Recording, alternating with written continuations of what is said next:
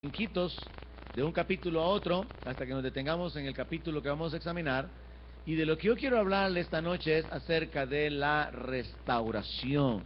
Dios es capaz de restaurar y Dios está interesado en restaurar. Ahora, la restauración es la obra divina de colocar a una persona en la posición que antes tuvo.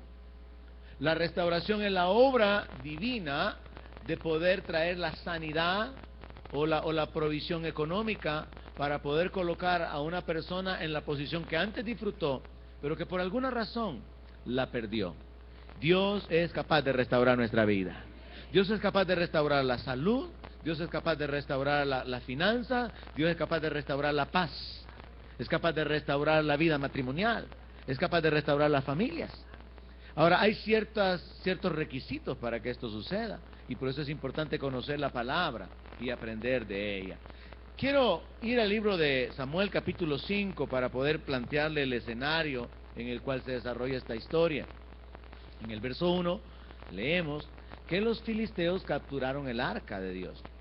Y entonces la llevaron desde Ebenezer, lo cual significa piedra de ayuda, a Asdod, que es una ciudad de los filisteos.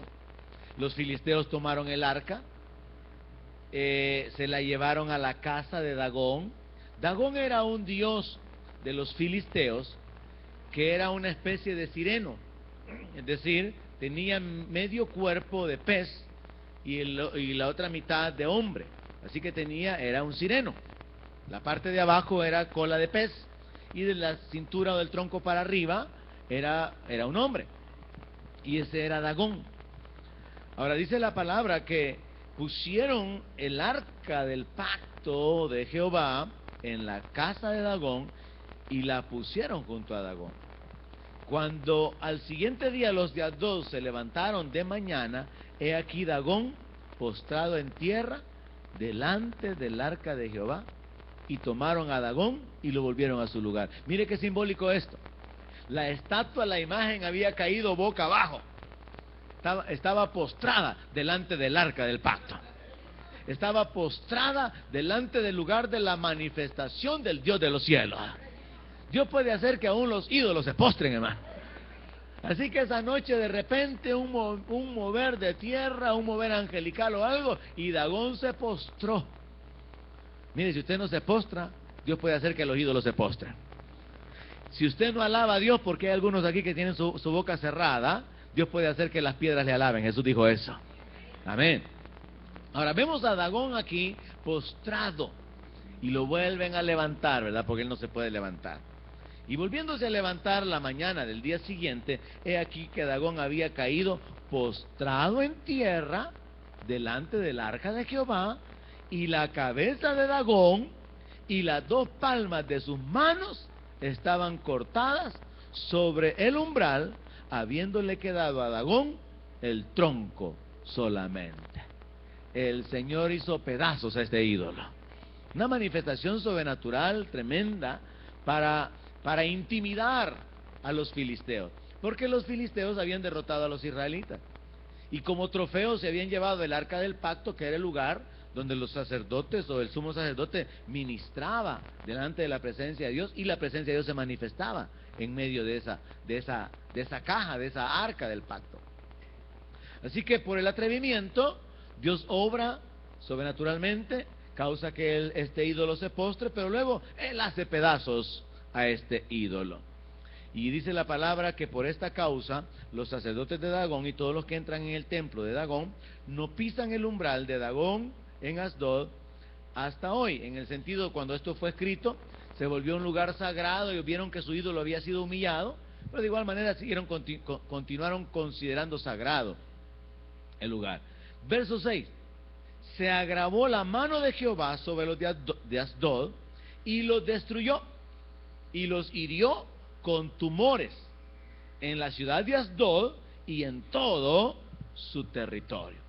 Y viendo esto, los de Asdod dijeron: que no se quede con nosotros el arca del Dios de Israel, porque su mano es dura contra nosotros y sobre nuestro Dios Dagón. Ellos reconocieron que Dios era más poderoso que su diosito. Convocaron a los príncipes de los filisteos y les dijeron: ¿qué vamos a hacer con el arca del Dios de Israel? Y ellos respondieron: pasen el arca del Dios de Israel a Gat, que era otra ciudad de los filisteos. Y pasaron allá al arca del Dios de Israel.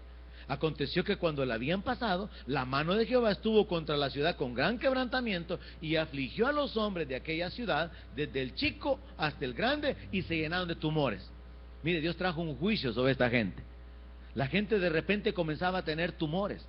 Algo que en el tiempo presente es algo que llama la atención, es que en la India la gente padece de tumores y deformaciones en el cuerpo. Es horrible ver cuerpos con tumores, ver los cuerpos deformes, ver caras deformes. Y en la India es muy normal esto, por causa de la clase de idolatría que ellos tienen.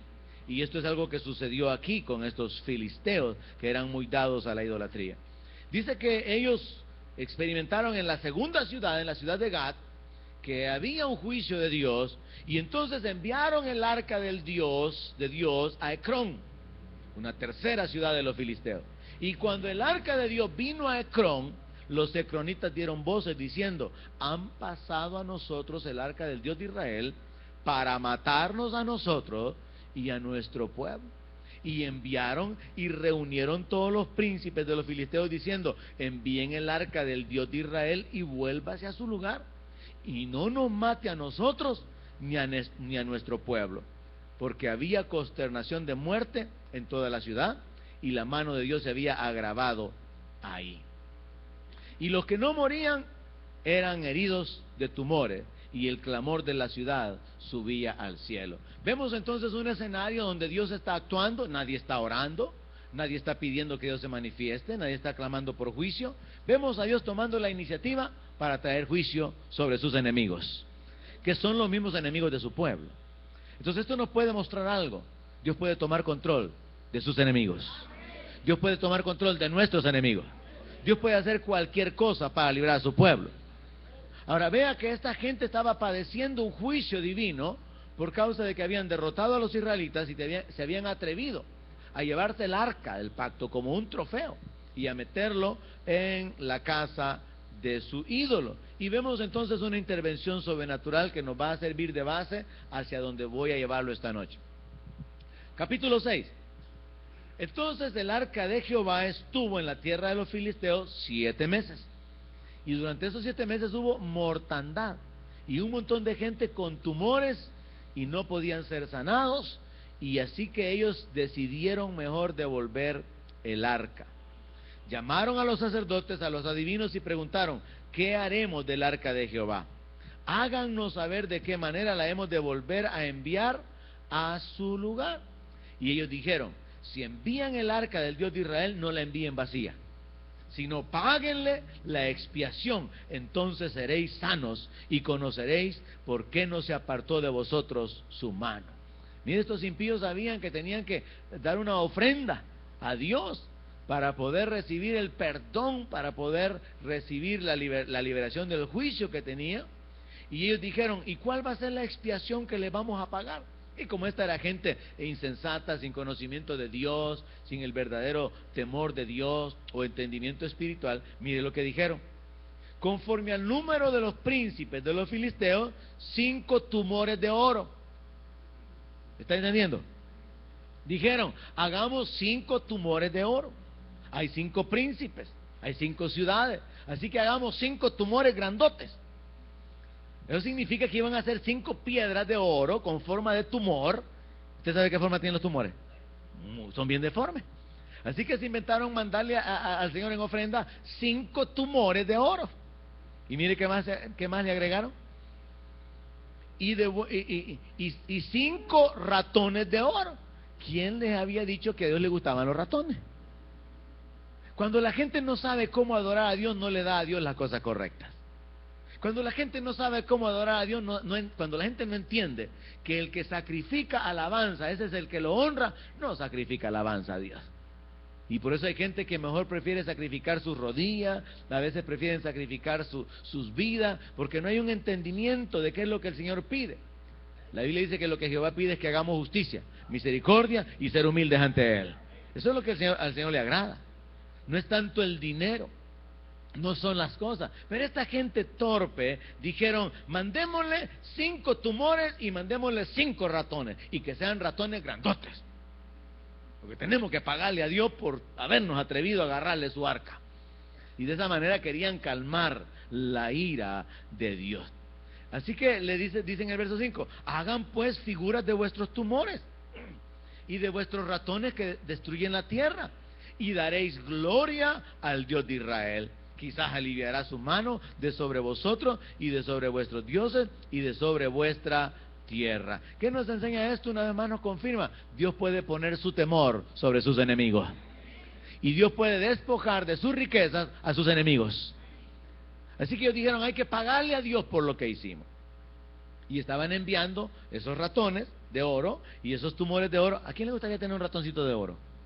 Y colgárselo así en un dije, un ratoncito con una cola ahí en enrolladita. O un ratoncito grandote y ponerlo en la mesa de centro, en su casa. Un gran ratón, una rata, pues va, una rata de oro. ¿Verdad que no es un animal muy agradable para que esté en su sala, verdad? Pero estos filisteos pensaron que de esa manera agradarían a Dios. Ahora, vean lo que continúa. Verso 7. Háganse un carro nuevo y tomen 2 vacas que críen, oiga, preste atención, a las cuales no haya sido puesto yugo, y uncid las vacas al carro y hagan volver sus becerros de detrás de ellas. Ponga atención. Ellos dijeron, vamos a probar si esto es de Dios. Todavía, aunque estaban muriendo por montones y estaban sufriendo porque la mano de Dios era sobre ellos, todavía tenían cierta sospecha de que tal vez aquello no era de Dios. Tal vez ese no era un juicio divino. Y entonces decidieron probarlo de la siguiente manera. Preparemos un carro, pongamos ahí 2 vacas que tengan crías. Y esas 2 vacas que vamos a poner para que jalen el carro, nunca tienen que haber sido enyugadas. O sea, tenían que ser vacas que estaban, así como cuando se habla acerca de los caballos que no han sido domados, en el caso de los bueyes que nunca han llevado yugo, están salvajes, están no domesticadas. Y en el caso de las vacas que acaban de tener cría, la vaca no permite que ella sea alejada de la cría, o que la cría se aleje de ella. Y entonces a estos filisteos se les ocurrió de esta manera: si esto es de Dios, dijeron, si es el Dios de Israel el que ha hecho esto, las vacas se van a olvidar de sus crías y van a ir derechito para la tierra de Israel. Y si no se van derechito, sabremos que no es Dios. Leámoslo para que lo entiendan. Hagan un carro nuevo, pongan 2 vacas que críen, las cuales no haya sido puesto yugo, amárrenlas al carro y hagan volver sus becerros de detrás de ellas a casa. Tomen luego el arca de Jehová, la ponen sobre el carro, las joyas de oro que le habéis de pagar en ofrenda por la culpa. ¿Cuáles eran las joyas? Tumores y ratones. Este mensaje bien se podía llamar también tumores y ratones, pero muy feo. Así que ellos dirán, las joyas, van a poner las joyas que le van a pagar en ofrenda por la culpa, las van a poner en una caja al lado de ella y la dejaréis que se vaya. Verso 9, y observaréis, si sube por el camino de su tierra a Bet-Semes, él nos ha hecho este mal tan grande. Y si no, o sea, si las vacas no se llevan derechito la carreta a Bet-Semes, no es la mano de Jehová la que nos ha herido, sino que esto ocurrió por accidente. Mírese la mente natural. Hay gente que recibe sanidad y dice, no, es que yo creo que los medicamentos me cayeron bien. O los médicos dicen, no, es que yo no creo en los milagros, realmente ha sido aquí, ¿verdad? El tratamiento y el haberse apegado a los tiempos y a la dosis adecuada, entonces ya vemos el resultado. Mire, estas personas estaban sospechando que Dios había traído un juicio sobre ellos, pero al mismo tiempo en la mente natural se dudaba de que fuera la mano de Dios y decidieron probarlo de esta manera. Entonces cuando ellos hacen así, leemos en el verso 11 que pusieron el arca de Jehová sobre el carro, la caja con los ratones de oro y las figuras de sus tumores, y las vacas se olvidaron de sus becerritos y se fueron rectecito. Estas vacas son más obedientes que un montón de cristianos. Estas vacas son más obedientes a Dios que cientos y miles de creyentes. Hay creyentes que salen para la iglesia y terminan regresándose a la casa después de ir a comprar un par de cosas. Estas vacas no se fueron derechito para Bet-Semes. Y eso que tenían cría. Y eso que nunca habían tenido yugo, ni nunca habían jalado un carro. Pero Dios causó que estas vacas se fueran derechitos porque Dios ya sabía cuál era la mentalidad de los filisteos. Y Dios quería probarle a los filisteos que ellos estaban así porque estaban recibiendo un juicio de Él. Ahora, ¿qué es lo que vemos entonces en esta escena? Dios está actuando sobrenaturalmente. Y todo lo sobrenatural se llama milagro. Y Dios está actuando sobrenaturalmente por iniciativa propia para tratar con sus enemigos. Dios va a tratar con sus enemigos, hermano. Y si usted clama por sus enemigos, Dios va a tratar con sus enemigos. Leíamos hace un par de semanas Salmo 92, cuando el impío florece es para ser cortado. Cuando los impíos abundan y parece que hoy se han salido para hacer lo que quieren, ya les llegó su tiempo, ya es el momento de que sean cortados. Y como creyentes podemos caminar en esa convicción. Los impíos no van a prevalecer. Dios, el Dios de justicia, va a extender su mano y Él puede guardar a su pueblo y levantarlo o guardarlo en victoria. Y usted puede creer por protección en un país lleno de violencia. Quisiera que alguien creyera eso. Usted puede vivir protegido por el poder de Dios mediante la fe, en un país tan inseguro que forma parte de la lista de los países más peligrosos del mundo. Pero usted puede ser guardado por el poder de Dios. Si usted camina en la palabra, camina en fe, camina conociendo la voluntad de Dios. Así que las vacas se fueron derechito, mire, hermano. Se encaminaron por el camino de Bet-Semes y seguían camino recto, andando y bramando, sin apartarse ni a derecha ni a izquierda. Y los príncipes de los filisteos fueron tras ellas hasta el límite de Bet-Semes. Y los de Bet-Semes segaban el trigo en el valle, y alzando los ojos vieron el arca y se regocijaron cuando la vieron. Ellos no hicieron nada por ir a recuperar el arca. Dios se encargó de traer el arca. ¿Sabe qué significa esto simbólicamente? Que cuando el pueblo de Dios pierde la presencia de Dios, Dios está interesado en traer de nuevo su presencia. Estoy hablándole a usted como creyente. Usted se aleja, se enreda en el pecado, vive indiferente, su corazón se endurece, pero Dios está interesado en traer su presencia de nuevo. Tenemos un Dios bueno, que está interesado en restaurar su presencia y restaurar su comunión. ¿Sabe que en realidad Dios toma la iniciativa para restaurar su comunión con nosotros? El creyente cuando se enreda en el pecado se aleja, se aleja, se aleja, se aleja y vive con una convicción. No puede regresar porque le da vergüenza. No puede regresar porque vive condenado.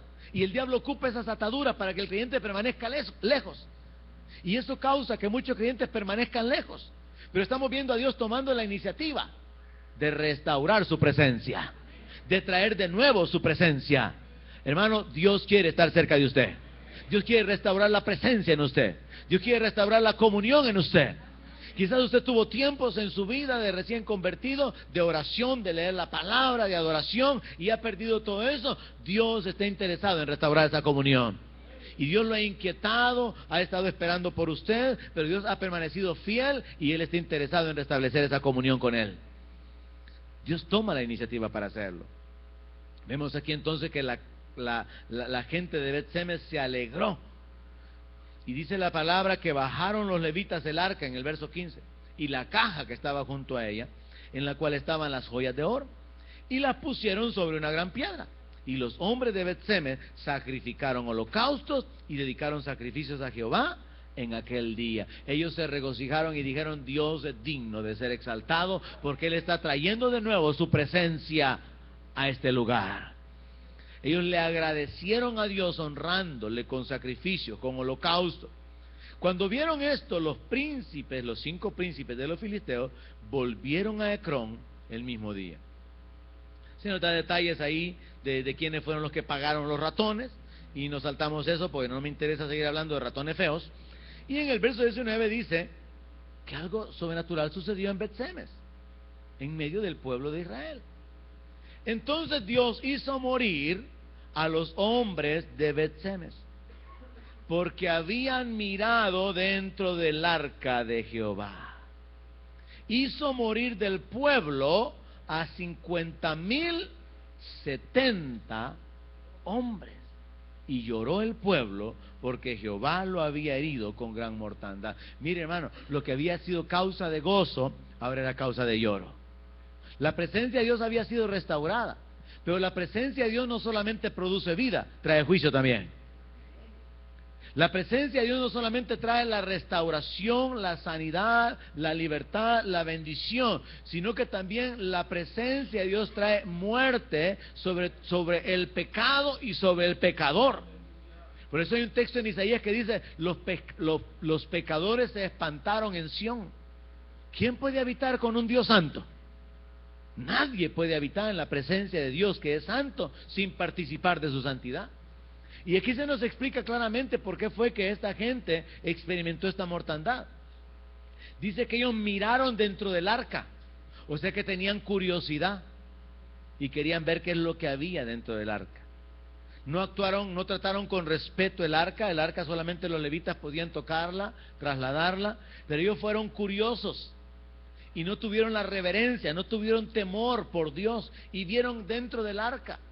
Y por causa de ese atrevimiento, así como lo hace Usa más adelante, que tocó el arca, murieron, porque no se puede tocar la presencia de Dios. Y nadie se puede acercar a la presencia de Dios de la manera incorrecta. Y esta es otra cosa que el diablo ocupa cuando el creyente se aleja. Yo entiendo por qué es que muchas veces el grupo de alabanza tiene dificultad en guiar a la iglesia en la alabanza y la adoración hacia la presencia de Dios, porque el pueblo viene de revolverse y de mezclarse con el mundo. Y el pueblo no tiene libertad de levantar las manos. Cuando usted no tenga libertad de levantar las manos, usted mismo tiene que hacer algo para liberarse. Usted mismo tiene que escudriñar qué es lo que está mal en su vida. Cuando usted no puede cerrar sus ojos y alabar a Dios, uno, o no ha nacido de nuevo, o usted está condenado. Porque el pecado lo condena. Y usted está perdiendo su tiempo en la iglesia. Si usted no viene a la iglesia a alabar a Dios y a adorar a Dios, usted vino a perder su tiempo. Porque nos reunimos para glorificar el nombre del Señor. Ahora el diablo va a tratar que el creyente se enrede en el mundo para que luego venga condenado y sepa que no se puede acercar a la presencia de Dios. Ahora Dios puede perdonar, y de eso es de lo que voy a hablar, al hablar de la restauración, pero se necesita tomar una actitud de cambio personal. Se necesitan dar ciertos pasos para poder experimentar que Dios restaure nuestras vidas. Y aquí vamos a ver en el siguiente capítulo que Dios restaura toda una ciudad. No podrá Dios restaurar una iglesia, hermano. No podrá Dios bendecir a todos los miembros de una iglesia y hacerlos prosperar económicamente. Yo creo que sí puede. No podrá Dios causar que no haya ningún enfermo en medio nuestro, si eso lo hizo con Israel, que eran 500,000 de judíos en el desierto. Dice que no había ni un enfermo en medio de ellos. ¿Me está oyendo? ¿Podrá Dios sanar a 250, 300 personas? ¿Podrá Dios prosperar a una congregación? ¿Podrá Dios causar que una congregación completa pueda enfocarse y que haya un avivamiento, un despertar y que estemos enfocados en adorarle, pero deleitándonos por adorarle? Dios puede hacerlo. Pero hay una parte que nos toca a nosotros y Dios no la va a hacer. Dios no va a abrir su boca. Usted tiene que abrir su boca. Dios no lo va a obligar a que usted se goce. Usted tiene que decidir, me voy a gozar en el Dios de mi salvación. Es una decisión gozarse. Hay un libro que yo conocí hace muchos años, en mis primeros años de cristiano, creo que lo escribió Tim LaHaye, y se llama Usted se enoja porque quiere. Y esa es una gran verdad. Todos nos enojamos porque queremos. Pero le decimos al otro, ya me hiciste enojar, hoy sí tengo una gran cólera con vos. Porque hoy ya me provocaste. No, usted se enoja porque quiere. Usted se enoja cuando decide darle rienda suelta a la cólera que anda allá adentro de usted, pero esa cólera ya la anda allá adentro. Pero uno tiene que tomar responsabilidad de sus acciones. De igual manera cuando venimos a la iglesia, usted adora porque le gusta. Usted se deleita en Dios porque usted entiende. Amén. Es una decisión el hacerlo. La Biblia nos habla de júbilo, nos habla de regocijo, nos habla de gritar, nos habla de aclamar, nos habla de alegría, y eso son decisiones personales. Ahora, tenemos que enfocarnos entonces en que Dios ha tomado control, en cierta forma manifestando su juicio sobre los enemigos. Dios ha traído un juicio sobre su pueblo por causa de la falta de temor, la falta de reverencia que tuvieron por el arca del pacto. Y no olvidemos que el arca del pacto había sido tomada por la fuerza en una guerra. Los filisteos pudieron más que los israelitas, los derrotaron y se robaron el arca o se llevaron el arca como un trofeo de guerra. Entonces los filisteos estaban dominando las ciudades israelitas hasta ese punto. Llegamos entonces al capítulo 7 y vamos entrando ya en el punto de la restauración esta noche. Y dice en el verso 1 que vinieron los de Kiriat Jearim y llevaron el arca de Jehová y la pusieron en casa de Abinadab, situada en el collado. Y santificaron a Eleazar su hijo para que guardase el arca de Jehová. Desde el día que llegó el arca a Kiriat Jearim pasaron muchos días. ¿Quién me dice cuántos? No, yo pregunté cuántos días. Bueno, pero le voy a valer pues 20 años va. Es que yo quería que multiplicara así, 20 años por 365. ¿Cuánto es?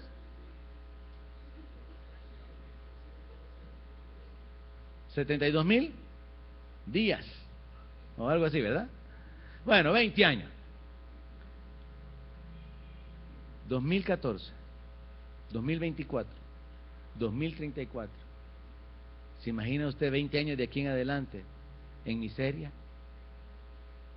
aguantando hambre, oprimidos? ¿Se imagina usted 20 años en este país con más violencia de la que ya hay, con más inseguridad, asalto, robo, muerte? Y no estoy predicando para que vaya a votar el 2 de febrero. ¿Se imagina usted 20 años viviendo en la incertidumbre, viviendo en la escasez? Dice que fueron 20 años y toda la casa de Israel lamentaba. ¿Se imagina usted 20 años del Centro Cristiano de Fe y en lugar de que sean reuniones de alabanza, fueran reuniones de lamentaciones? Y solo de clamor: Señor, sálvanos, Señor, ayúdanos, Señor, restáuranos, Señor, óyenos. 20 años de lamentaciones. Usted gócese porque aunque le ha ido un poquito mal, ¿verdad? No le ha ido tan peor que se diga. Aunque ha llorado y ha pensado que sufrir le tocó a usted en esta vida y que llorar es su destino, Dios lo ha consolado de vez en cuando. Amén. Dios ha sido bueno, Dios ha sido misericordioso. Amén. Y Él ha puesto un límite a nuestro enemigo que no puede ser traspasado. Y Él dice que Él es fiel y no nos va a dejar ser tentados más de lo que podemos soportar. Son bases de la palabra, hermano, que nos permiten recapacitar y levantarnos y sacudirnos el polvo y reaccionar sabiendo que hay un Dios, el Dios Todopoderoso, de nuestro lado. Y nos levantamos en fe y podemos experimentar su gracia y su misericordia. Pero esta gente pasó 20 años. 20 años lamentando. Entonces se levanta Samuel. O sea que Samuelito, el que se había criado allá con el pastor pecador y con los hijos del pastor pecador, siendo malos ejemplos para el pueblo, Samuel se guardó en integridad, fue obediente a Dios, caminó en el temor de Dios y Dios comienza a usar su vida. Pero Samuel no comienza su ministerio público sino hasta después de que han pasado 20 años de que el pueblo de Israel está lamentándose. 20 años, y entonces Samuel abre la boca, habla a toda la casa de Israel y les dice algo que es la base para la restauración, iglesia. Si de todo vuestro corazón os volvéis a Jehová, si quitáis los dioses ajenos y a Astarot de entre vosotros, y preparan su corazón a Jehová y solo a Él lo sirven, Él los va a librar de la mano de los filisteos. O sea que Samuel viene con una revelación y les dicen: ¿saben cuál es el problema? Que no solamente han sido derrotados por sus enemigos y no solamente trataron sin respeto el arca del pacto, sino que se han leudado con los filisteos. Han permitido que los ídolos, incluyendo a Astarot, que era uno de los ídolos de los filisteos, sea uno de sus dioses. Entonces los judíos en esta etapa, similar a la de los jueces y similar a otras etapas que se repitieron en el tiempo de los reyes, los judíos caían en este asunto, se alejaban de Dios. ¿A qué equivale esto? a un creyente que no se congrega, no lee la palabra, se vuelve vicioso de la televisión, de las películas, del entretenimiento, no tiene tiempo para Dios, no honra a Dios con su finanza, no sirve, no se involucra, no tiene compromiso. Sabe que hay un Dios, sabe que, bueno, pueda ser que más al rato se vuelva al Señor y se acerque un poquito, pero ahorita está ocupado en otras cosas. No tiene mucho tiempo para servir. Es más, el 2014 no va a servir porque no tiene tiempo. Entonces vemos aquí a un grupo de personas que conocen al Dios vivo, saben cómo agradarlo, pero se han enredado. Y entonces Samuel les dice, miren, Dios lo puede restaurar y usted recíbalo para usted. Dios lo puede restaurar, pero usted va a tener que descubrir cuáles son sus idolitos. ¿Qué es un ídolo? Lo que le quita el tiempo que le corresponde a Dios, lo que le quita la gloria que le corresponde a Dios, lo que lo desvía a usted de su amor que le corresponde al Señor, lo que le quita el primer lugar a Dios. ¿Cuál es su ídolo? Para algunos creyentes el ídolo es el trabajo. Trabajan tanto y le dedican tanto tiempo al trabajo que después se mueren. Hicieron tanto pisto y después no tienen ni dientes para poder comer, o les hace mal la carne. Tienen tanto dinero para comprar lo que quieran comprar, pero están tan enfermos que no pueden comer lo que quieren comer. Hay mucha gente así, porque se ocuparon de sus ídolos. Y Dios es tan severo que Él le dice al pueblo de Israel, hay que te libren tus ídolos, le dice, que te libren tus amantes, les dice. O sea, si tú les dedicas tiempo a ellos, si tú tomas más tiempo para estar con ellos, que te ayuden ellos, dice el Señor por medio del profeta Isaías. O sea, les dice, si yo no soy tu Dios, entonces yo ¿por qué tengo que salvarte? Si yo no soy tu Señor, entonces ¿por qué yo tengo que tener cuidado de ti? Ahora vemos al pueblo de Israel acá, que todavía está en el proceso de la conformación hacia el reino, viviendo una vida envuelta en el pecado, y esto puede ser aplicable a gente adulta, a gente joven, que está viviendo enredada en el mundo. Pero Samuel viene con un mensaje bien claro, bien específico. Si de todo su corazón se vuelven a Jehová, si quitan los dioses ajenos y a Astarot, y preparan su corazón para Jehová y para servirle solo a Él, entonces Él los va a librar de la mano de los filisteos. Entonces llega el momento, iglesia, en que cada uno de nosotros tiene que examinar cuáles son los ídolos que yo tengo en mi vida. ¿Cuáles son los idolitos que yo he permitido? Para algunos los ídolos son sus hijos. Están en el culto, pero están pensando que el niño está, a ver si le han dado de comer y ya lo habrán cambiado vos. Están más pendientes del idolito que el del Dios Todopoderoso. Y esa es una realidad por años. Gente que se sale del culto por ir a ver al niño. Ay, déjenlo en paz. Usted atienda y ministre al Dios de los cielos. Amén. Hay gente que su ídolo es el trabajo. Están en el culto y mientras cantan santo, santo, santo, mañana tengo que pagar, son como $2,000 que debo. La cabeza está en otra cosa, hermano. Y pensando, y se le ven los colores, las facturas rosadas, amarillas, verdes. Dice el Señor, echa sobre Jehová tu carga y Él te sustentará. Un ídolo es aquello que le quita a Dios el lugar que le corresponde, la honra que le corresponde, la devoción, el amor, la dedicación. Hemos tenido aquí en la iglesia gente tan fanática que por los partidos no viene al culto. Eso es un pecado grave, hermano. Le conté que estando en Colombia con mi esposa, el pastor dijo, hermano, vamos a hacer el culto temprano porque hoy juega Colombia y tenemos que terminar luego y después vamos a poner la pantalla gigante para ver el partido. Ídolos. Para algunos el deporte es el ídolo. Para algunas el esposo es el ídolo. Tan pendientes, ni de Dios están tan pendientes. Para algunas la mujer es la ídolo. Y están llamando. ¿Y dónde vas? ¿Y cuántos pasos dice ya? Ya cruzaste la esquina. Ah, va. Ahí me hablas cuando cruces. No, hombre, hermano. Yo conozco casos así de hombres que de veras no tienen paz, no tienen libertad, no viven tranquilos. Porque tienen ídolos que le están robando la atención, la dedicación del tiempo. Ahora vea lo que el pueblo hizo. Entonces los hijos de Israel quitaron los Baales, quitaron a Astarot y sirvieron solo a Jehová. Aleluya, hermano. Ya estaban cansados después de 20 años. Yo le sugiero a usted que no espere 20 años. Amén. Y que hermano, mire, Elías les dijo a los israelitas: ¿y hasta cuándo ustedes van a estar en esa división de pensamiento? Pues, si Jehová es Dios, sírvanle. Y si Baal es el Señor, pues váyanse con Baal. Ahora, yo creo que como pastor o como pastores quisiéramos poder causar tal impacto en la iglesia, una sola vez poder decir esto: iglesia, mire, si usted cree que Jesús es el Señor y que pronto va a venir para levantar a la iglesia, afírmese y camine comprometido con Él. Ahora, si no cree que Jesús es el Señor, que murió por sus pecados y resucitó, vaya y disfrute el mundo, porque aquí no lo está disfrutando. Porque hay gente que está en la iglesia y ni disfruta el mundo ni va a disfrutar el reino. Es una gran realidad. Entonces, por lo menos muchos pecadores van a disfrutar del mundo. Y después viene el crujir de dientes, ¿verdad? Pero disfrutaron del mundo. Pero hay unos creyentes medio convertidos que ahí viven: es que no puedo hacer eso, solo puedo hacer esto. No, ni disfrutan pecando ni disfrutan en el reino. Y entonces el Señor dice que a los tibios se los va a vomitar. Ahora, no es un asunto visto desde el enfoque negativo.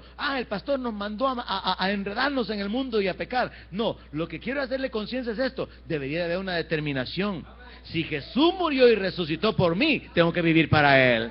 Si Él dio su vida por mí, entonces yo soy llamado a vivir para Él. Y a esperar que Él cumpla su palabra de bendición en mi vida, que sus promesas se hagan realidad en mi vida. Entonces aquí lo que Samuel hizo fue eso: confrontó al pueblo.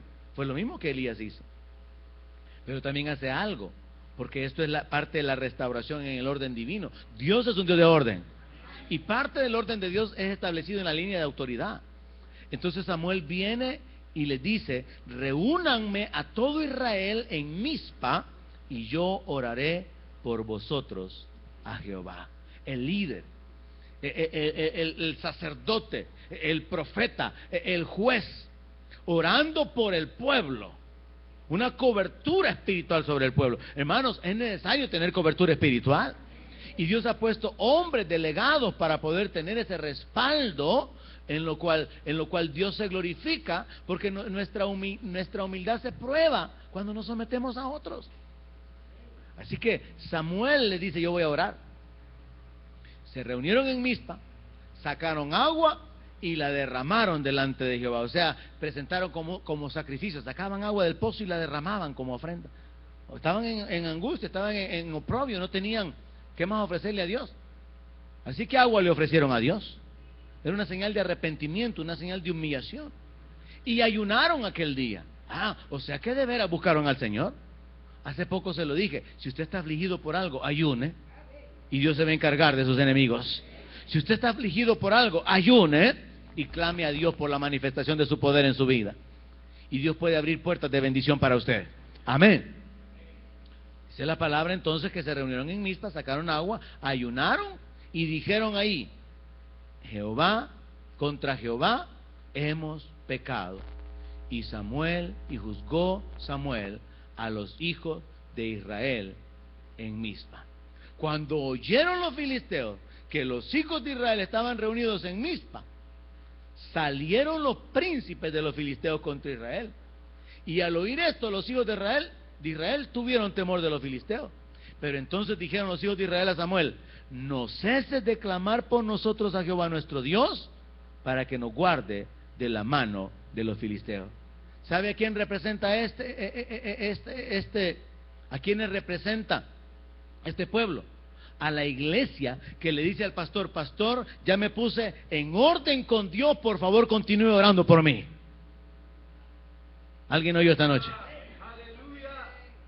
Esto representa al creyente que se coloca con una actitud de arrepentimiento delante de Dios y en un reconocimiento de la autoridad o de la línea de autoridad divina para poder ser guiado, para poder ser protegido, y dice: pastor, yo ya reconocí mi pecado delante de Dios, por favor continúe orando por mi bendición, por favor continúe orando por mi protección, continúe orando para que Dios se glorifique en mi vida, porque yo ya arreglé mi corazón con Él. Así que vemos aquí que el pueblo, entendiendo esto, le piden a Samuel que clame para que el Señor lo guarde. Samuel toma un cordero de leche, lo sacrifica en holocausto, y clamó Samuel a Jehová por Israel. ¿Y qué pasó? Jehová le oyó. ¿Por qué? Porque Israel hizo dos cosas, iglesia: volvió su corazón a Dios y reconoció el liderazgo. Esto es importante. Hay creyentes que se meten en problemas porque no respetan a su líder de ministerio, y estamos hablando de la línea de autoridad. Hay creyentes que se meten en problemas porque han dicho literalmente esto: yo no sé por qué el pastor tiene a este aquí. ¿Qué le importa a usted? ¿Sonó fuerte? No lo suficiente. Hay veces que nos metemos en problemas porque nuestra expresión es juzgar o señalar, y usted no puede levantarse en contra de la autoridad. Usted puede usar la autoridad que se le ha delegado, y usted va a dar cuenta de cómo usa la autoridad, y usted va a ser juzgado de cómo usted se comporta con respecto a la autoridad, pero usted va a ser bendecido por causa de reconocer la autoridad. Amén.